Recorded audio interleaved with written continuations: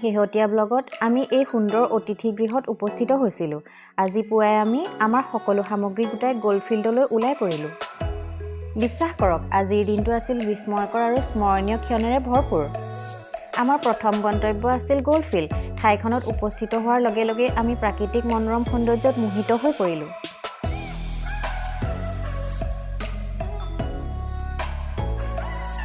ঠাইখনে যেন আমাৰ মনৰ সকলো চাপ দূৰ কৰি এক শান্ত অনুভৱ দিছিল।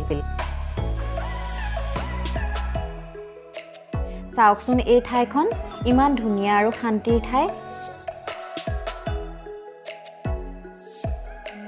ইয়াত আহি থাকি মন একেবাৰে প্ৰফুল্ল হৈ পৰিছে।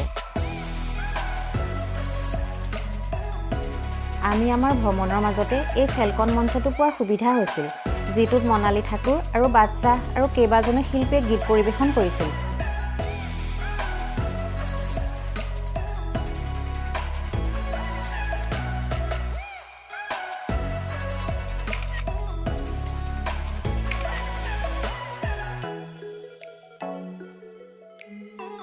তেতিয়া আমি ভাবিলোঁ যে এই ধুনীয়া পৰিৱেশত এটা পিকনিক কৰিবলৈ আৰু ভাল ঠাই কি হ'ব পাৰে। সৌভাগ্যক্ৰমে আমি আমাৰ সকলো সামগ্ৰী লগত আনিছিলোঁ আৰু মঞ্চটোৰ ওচৰতে পিকনিক কৰিবলৈ ঠিক কৰিলোঁ। এই দিনটোৱে আমাৰ জীৱনৰ এটা অমূল্য স্মৃতিৰ অংশ হ'ব। ভাল খাবৰ, ধুনীয়া সংগ আৰু এক মনোমোহা পৰিৱেশ, এই সকলোবোৰে একেলগে আমাৰ দিনটোক বিশেষ কৰি তুলিলে।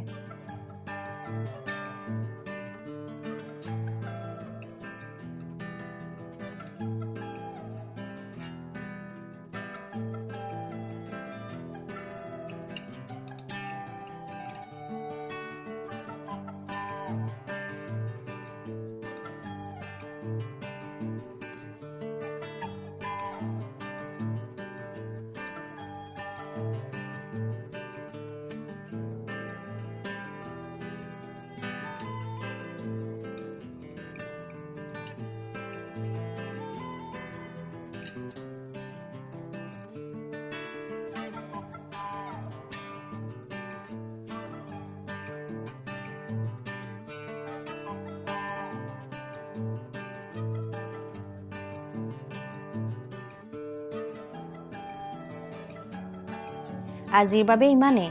যদি আপোনালোকে এই ব্লগটো উপভোগ কৰে তেন্তে অনুগ্ৰহ কৰি লাইক, শ্বেয়াৰ আৰু ছাবস্ক্ৰাইব কৰিবলৈ নাপাহৰিব।